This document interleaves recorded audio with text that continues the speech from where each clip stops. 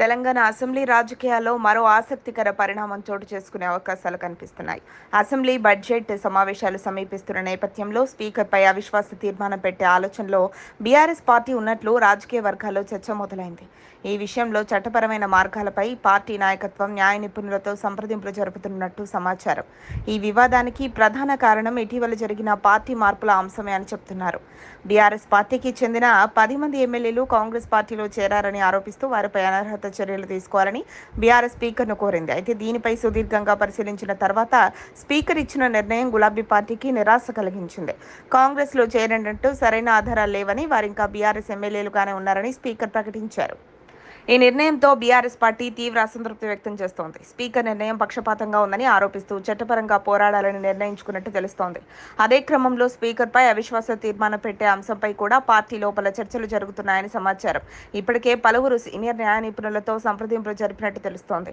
ఈ తీర్మానాన్ని అసెంబ్లీలో ఎప్పుడు ప్రవేశపెట్టాలి అనే అంశంపై కూడా బీఆర్ఎస్ నాయకత్వం సమాలోచనలు చేస్తోందని రాజకీయ వర్గాలు చెబుతున్నాయి. ఇదిలా ఉంటే స్పీకర్పై అవిశ్వాస తీర్మానం విజయవంతం కావాలంటే సభలో గణనీయమైన మద్దతు అవసరం ఉంటుంది. ప్రస్తుతం అమల్లో ఉన్న నియమాల ప్రకారం కనీసం 50 మంది ఎమ్మెల్యేల మద్దతు అవసరమని చెబుతున్నారు. తెలంగాణ ప్రత్యేక రాష్ట్రం ఏర్పడి దాదాపు 12 సంవత్సరాలు అవుతున్నప్పటికీ ఉమ్మడి రాష్ట్రంలో అమల్లో ఉన్న కొన్ని శాసనసభ విధానాలనే ఇంకా అనుసరిస్తున్నారు.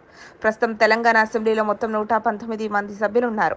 ఈ పరిస్థితుల్లో 1/3 నిబంధన ప్రకారం కనీసం 40 మంది సభ్యుల మద్దతు ఉండాలని కూడా కొందరు విశ్లేషకులు చెబుతున్నారు. కానీ బీఆర్ఎస్ పార్టీకి ప్రస్తుతం సభలో ఉన్న బలం పరిమితంగానే ఉంది. అధికారికంగా చూస్తే పార్టీకి సుమారు 27 మంది ఎమ్మెల్యేలు మాత్రమే ఉన్నారు.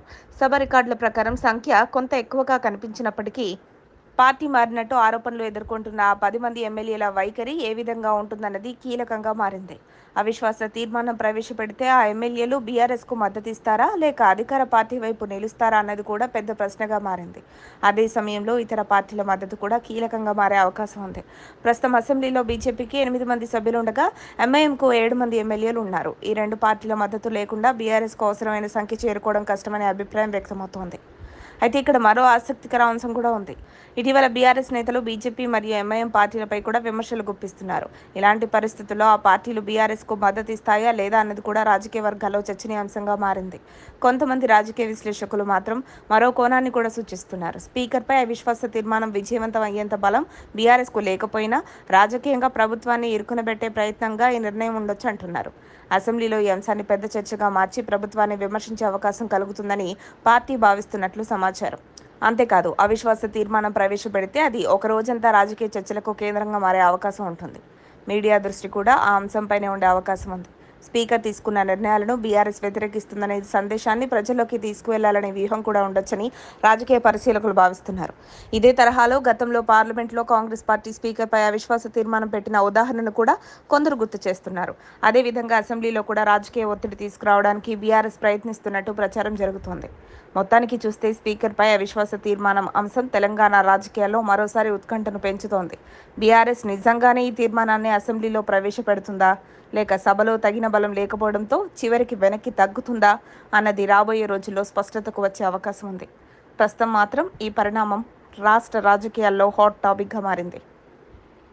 మరిన్ని అప్డేట్స్ కోసం మా కాయ్ టీవీని సబ్స్క్రైబ్ చేసుకోండి. మా వీడియో కనుక మీకు నచ్చినట్లయితే లైక్ చేయండి, షేర్ చేయండి. మీ విలువైన అభిప్రాయాలను కామెంట్ బాక్స్లో తెలియజేయండి.